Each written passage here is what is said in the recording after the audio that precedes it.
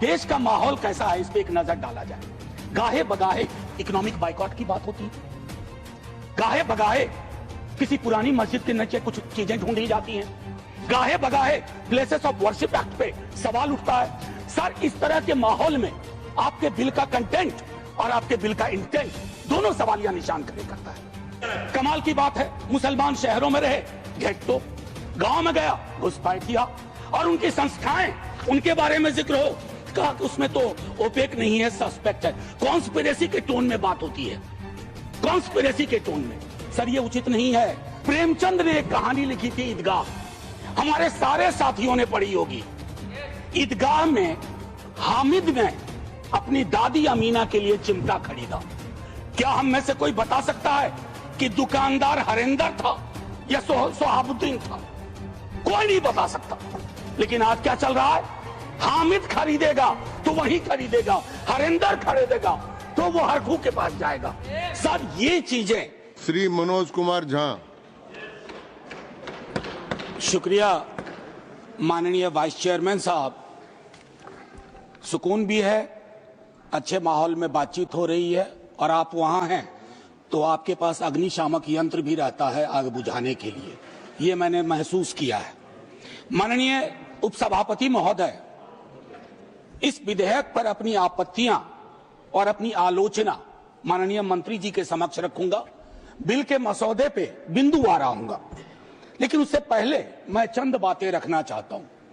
वो ये है माननीय वाइस चेयरमैन साहब, क्योंकि किसी भी आर्टिकल को जब हम पढ़ते हैं संविधान की इस किताब में कि 14 क्या कहता है, 25 क्या कहता है, 26 क्या कहता है, उसकी इबारत पढ़ने से पूर्व कॉन्स्टिट्यूएंट असेंबली की डिबेट को देखना चाहिए कि उस आर्टिकल के बनने में किस तरह के विचार आए थे।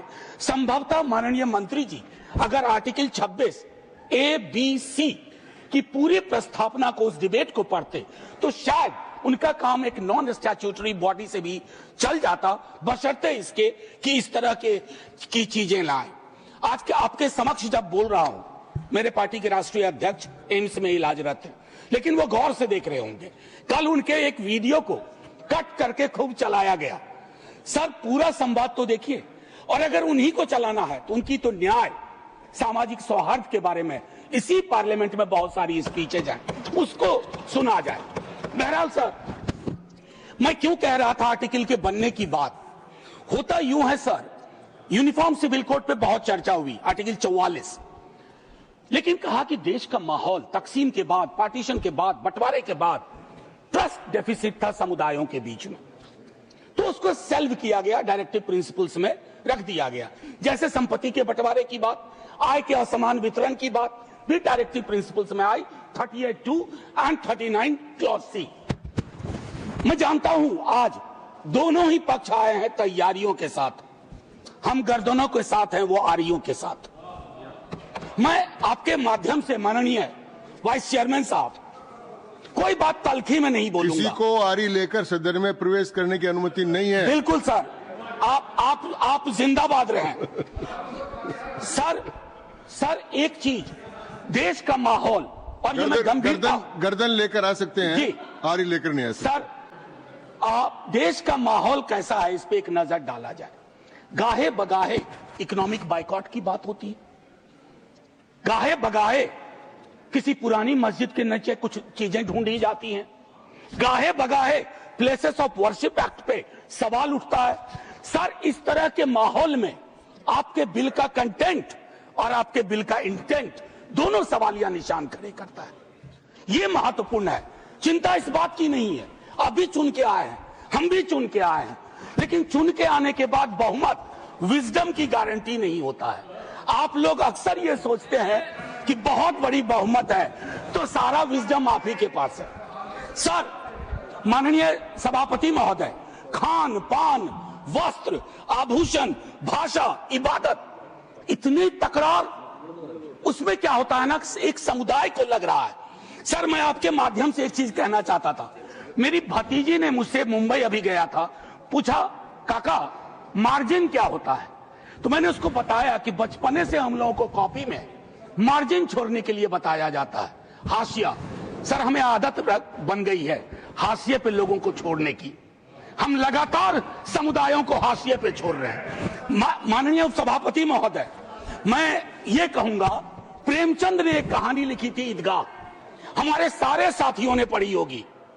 ईदगाह में हामिद ने अपनी दादी अमीना के लिए चिमटा खरीदा। क्या हम में से कोई बता सकता है कि दुकानदार हरिंदर था या सोहाबुद्दीन था? कोई नहीं बता सकता। लेकिन आज क्या चल रहा है? हामिद खरीदेगा तो वही खरीदेगा, हरिंदर खरीदेगा तो वो हरखू के पास जाएगा। सर, ये चीजें, मतलब मैं तो ये कहूंगा कि कुछ चीजें एक दूसरे से ऐसे वाबस्ता होती हैं कि उन्हें अलग अलग देखने को जी नहीं चाहता। उन्हें अलग अलग, please request you don't disturb him. मैं सिर्फ ये कहना चाहता हूं, कुछ चीजें एक दूसरे से ऐसे वाबस्ता होती हैं कि उन्हें अलग अलग देखने को जी नहीं चाहता। सर, इस देश के हिंदुओं को मुसलमानों की आदत है, मुसलमानों को हिंदुओं की आदत है, और ईसाइयों को, सिखों को हिंदुओं और मुसलमानों की आदत है। ये आदतें मत बदलवाइए, ये आदतें मत बदलवाइए। सर, एक लखनऊ के मशहूर शायर थे, आजादी के बाद पाकिस्तान चले गए, फिर नेहरू से दोस्ती थी, वापस आए तो लोगों ने पूछा क्यों आ गए? बोला यार बहुत मुसलमान थे यहां, लखनऊ का हूं, मिला जुला देखने की आदत थी। ये मैं बता रहा हूं, मैं बता रहा हूं सर कि ये चीजें महत्वपूर्ण है। आज सुबह से कई बार लाइटर वैन में कहा गया सौगात और तोहफा। माननीय उपसभापति महोदय, लोकतंत्र में सौगात और तोहफा नहीं हुआ करता। हम राजतंत्र में नहीं हैं। लोकतंत्र में एक एक पाई स्टेट एक्सचेकर की है और एक एक पाई पे एक एक नागरिक का हक है, और उस नागरिक का भी है जो हाशिए पे है, और उस नागरिक का भी है जिसने जानवरों को बंद करके एक प्राइवेट जू खोल लिया है। ये हमें समझना होगा। माननीय उपसभापति महोदय, कल मैं माननीय गृह मंत्री जी को सुन रहा था। माननीय गृह मंत्री जी बहुत अच्छी तरह से जो वक्फ है उसका ओरिजिन बता रहे थे। मैं तैयारी का सोर्स हम लोगों का शायद कुछ तो समान है हमारे में। तो वक्फ जो है अरबिक का शब्द है, वक्फा से निकला, मान लिया, और इसका मतलब है कि रिलीजियस, जो पवित्र कोई काम हो, दान हो, धार्मिक काम हो, उसमें इसका इस्तेमाल हो। और अलग अलग लोग इसका प्रोनाउंसिएशन अलग करते हैं, कोई वक्फ बोलता है, कोई वकफ बोलता है। ये अलग अलग धाराएं हैं इस देश की। काबा की मस्जिद जो 622 में बनी प्रॉफिट मोहम्मद के time, peace be upon him, वो पहली इस्लामिक वक्फ थी। उसके बाद एक चीज हम सबको याद रखना चाहिए, हम किसी भी धर्म के मानने वाले हों, राष्ट्र की अवधारणा से पूर्व नदियां नहीं बटी थी, संस्थाएं ऐसे नहीं बटे थे, बनते गए, उसमें सुधार भी हुआ। आप पहली बार सुधार नहीं कर रहे हैं, इसमें सुधार आगे भी होगा। मैंने कहा ना कि दिक्कत होती है कि जब आपका इंटेंट और आपका कंटेंट दोनों मैच करता है तो डर लगता है, क्योंकि उस समुदाय के बारे में सर मैं एक बात जरूर कहूंगा। इस बिल को, चूंकि बिल के कुछ बिंदुओं पे आऊं उससे पहले, बाबा साहब भीमराव अंबेडकर को इन्वोक किया गया है, और मैं चाहूंगा बाबा साहब भीमराव अंबेडकर, उन्होंने एक लाइन कही थी, उसको बार बार पढ़िए, democracy is incompatible in inconsistent with isolation and excluding minority communities. You have to look at, Honorable Minister, from the angle of isolation and exclusion. और ये दोनों चीजें बहुतायत में हैं और अलग अलग जगहों पे हैं। सर, जमीन के साथ किसी व्यक्ति और किसी कौम का क्या रिश्ता होता है, इसको भी समझने की जरूरत है। सच कहूं तो कई बार एहसास ये भी होता है कि with this bill, is it a legal cover for bulldozer? That scares me as a citizen of this country. कमाल की बात है, मुसलमान शहरों में रहे, घेट्टो, गांव में गया, घुसपैठिया, और उनकी संस्थाएं, उनके बारे में जिक्र हो, कहा कि उसमें तो ओपेक नहीं है, सस्पेक्ट है। कॉन्स्पिरेसी के टोन में बात होती है, कॉन्स्पिरेसी के टोन में। सर, ये उचित नहीं है। आज ही आप ही के सदस्य कहते हैं, राधा मोहन जी, कि 20 करोड़ मुसलमान। सर, अगर एक घर में एक सदस्य मुसलमान है, क्या आप उसको एलिनेट होने दीजिएगा या उसको जोड़ के रखिएगा? उसकी शिकायतों को और उनसे जो शिकायतें हैं वो कैसे दूर होंगी? बैठ करके दूर होंगी। किसी को डॉग विसिल पॉलिटिक्स का उपकरण बना करके अगर आप अलग करना चाहोगे तो वो उचित नहीं है। मैं माननीय उपसभापति महोदय, आपने कहा, मेरे कई सदस्यों ने कहा, नॉन मुस्लिम्स को, मैं तो बड़ा तारीफ करूंगा, खड़ा हो जाऊंगा पक्ष में। अगर इतना सेक्युलर मिजाज इस देश का कर दीजिए कि हर धर्म के संस्थाओं में दूसरे धर्म के लोग हों, इस्लामिक कम्युनिटी में डालिए तो हिंदू में डालिए, सिखों में डालिए, क्रिश्चियंस में डालिए, तब न बात होगी। या सिर्फ तय कर लिया कि सारे प्रयोग या सारा संयोग मुसलमानों को लेकर के होगा, यह उचित नहीं है माननीय उपसभापति महोदय। इसमें क्या है, मैं दूसरी चीज कहूंगा कि संपत्ति वक्फ की है अतिक्रमण के पंजीकरण के संदर्भ में। मेरे संजय जी कह चुके हैं, आपकी खुद की एफिडेविट है कि कितना डिजिटलाइज हो गया है, कितना इंक्रोचमेंट हुआ। एक छोटी सी बात कहूंगा कि एक बहुत बेहतर चीज आपने कही थी और मैंने नोट किया था सर, एक कायदे से, सॉरी, नहीं ढूंढने में जो समय लगेगा, नहीं सर, नहीं मिल गया सर, वो एक्चुअली एक मिनट सुनो सही सर, सुनो, ढूंढने में जो समय लगेगा उतना अतिरिक्त समय आपको मिलेगा। Thank you sir. इन्होंने कहा, अब देखिए 30 बरस में, प्लीज जयराम जी, 30 बरस में सिर्फ 8, सर मैं इस बोनहोमी को तो धन्यवाद कहता हूं, लेकिन इससे मुझ जैसे सदस्य को थोड़ी दिक्कत होती है अपनी बात रखने में। बाकी अपने प्यार के लिए बहुत जगह है इजहार के लिए। मैं सिर्फ ये कह रहा हूं 30 बरस में सिर्फ 8 केसेस आए। क्या कर रहे हैं हम सर? अब वक्फ बाय यूजर, ये बहुत इंटरेस्टिंग चीज है। किसी भी समुदाय की एक स्मृति होती है। माननीय सभापति महोदय, आप मुझे देखिए, मैं भी आप ही को देखूंगा। किसी भी समुदाय की एक स्मृति होती है। कोई मस्जिद कब से यूज में है, कागजात ढूंढोगे। मैं अभी अपने बिहार का अनुभव बताता हूं। हम बहुत छोटी जोत के किसान परिवार से आते थे, दादा के टाइम से। सर अभी वहां सर्वे हो रहा है, कागज हमें अपने घर में नहीं मिल रहा है सर, ये और सर्वे ही बंद कर दिया बिहार की सरकार ने। तो मैं ये कह रहा हूं कि पूरे समुदाय को कटघरे में खड़ा करने के लिए आप यूं ही एक आम अदना मुसलमान शहरी, अदरवाइज वो परेशान है। पुरानी संपत्ति है, लैक ऑफ टेक्निकल एक्सपर्टीज नहीं है, कहां से लाए, सब विवाद में आ जाएंगे। लिटिगेशन का एक पहाड़ खड़ा हो जाएगा हमारे समक्ष।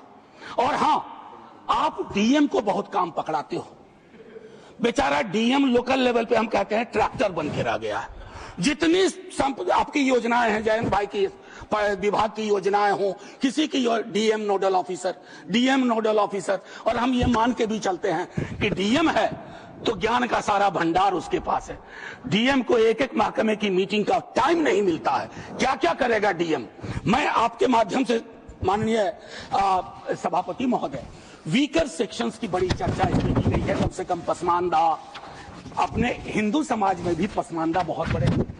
जब आप लोगों के पास आग्रह करता हूं 0 आवर के माध्यम से या किसी उपकरण से कि साहब कास्ट सेंसस करवा दो, तो आप चुप हो जाते हैं। अभी संजय जी ने कहा कि भगवान ने अगर ये व्यवस्था नहीं बनाई ऊंच नीच की, जाति व्यवस्था की, तो भगवान के समक्ष जो इबादत का है, जो मंदिर है, वहां क्यों ये व्यवस्था बनी रहे?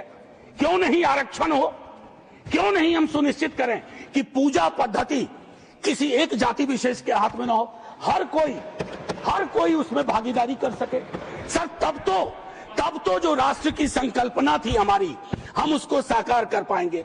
अब देखिए कंसल्टेशन, रिजिजू जी बहुत इनोसेंट चरित्र के हैं, बहुत इनोसेंट चेहरा भी है। कंसल्टेशन के इतने आंकड़े बता दिए। अब भूपेंद्र जी आप उठते हैं, लगता है पॉइंट ऑफ ऑर्डर ले लीजिएगा। हाँ sir, consultation, there is absolute lack of consultation. Consultation is not about, we called so many meetings. Consultation is about, did you listen to them? सुना या सुना दिया? आप सुनते नहीं हो, सुनाते हो। इसको संवाद नहीं कहते हैं। संवाद का मतलब होता है दोनों चीजें। और एक चीज मैं कहूंगा और वही खत्म करूंगा, संस्थागत गैर मौजूदगी मुस्लिम्स की आप इंश्योर कर रहे हैं। मैं आज इतिहास के इस कालखंड में हूं। माननीय लीडर ऑफ द हाउस है, हमारे साथी है यहां। 2 मिनट के बाद मेरी कही गई बात भी हिस्ट्री हो जाएगी, इतिहास बन जाएगा लेकिन मैं आपसे आग्रह करता हूं मंत्री जी, don't hurry up, don't hurry up. इस देश के मुसलमान का इस मिट्टी पे कर्ज है और इस मिट्टी का मुसलमान पे कर्ज है। इस कर्ज के रिश्ते को व्यापारी की नजर से मत देखिए, तिजारत की नजर से मत देखिए, क्योंकि अगर वो नजर आपकी नजर में बदलाव नहीं आएगा तो माननीय उपसभापति महोदय, सब कुछ हमारा बिखर के रह जाएगा। आखिरी 1 मिनट लूंगा। मैं सोच के आया था कि क्या कहूं, और मैंने ईदगाह का जिक्र इसलिए किया। एक नूर मियां की सुरमा का भी कर सकता था, विद्रोही जी ने लिखा, उससे पहले केदारनाथ सिंह ने लिखा, लेकिन मैं अदम कोंडवी, गोंडा जिला, उत्तर प्रदेश का आभार करते हुए मैं 2 लाइन पढ़ करके अपनी बात खत्म करूंगा। हिंदू या मुसलमान के एहसासात को मत छेड़िए, अपनी कुर्सी के लिए इस जज्बात को मत छेड़िए। हम में कोई हुण, कोई शक, कोई मंगोल, पता करना बड़ा मुश्किल है कौन कहां से। हम में से कोई हुण, कोई शक, कोई मंगोल, दफन है जो बात, अब उस बात को मत छेड़िए। गलतियां बाबर की थी, जुम्मन का घर फिर क्यों जले। ऐसे नाजुक वक्त में हालात को मत छेड़िए। है कहां हिटलर, हलाकू जार या चंगेज खां, मिट गए सब, कौम की औकात को मत छेड़िए। छेड़िए एक जंग, छेड़िए एक जंग, मिलजुल कर गरीबी के खिलाफ। दोस्त मेरे मजहबी नगमात को मत छेड़िए। हाथ जोड़ के कहता हूं सर, इसको फिर से कंसल्टेशन के लिए भेजिए और एग्जीक्यूटिव के डिसीजन को कमतर करिए, एग्जीक्यूटिव के डिसीजन को, इन्फ्लुएंस को कमतर करिए। और पूरी दुनिया नॉमिनेटेड से इलेक्टेड पे जा रही है, आप इलेक्टेड से नॉमिनेटेड पे जा रहे हो। नॉमिनेटेड लोग बड़े खतरनाक होते हैं, ध्यान रखना सर। जय हिंद सर।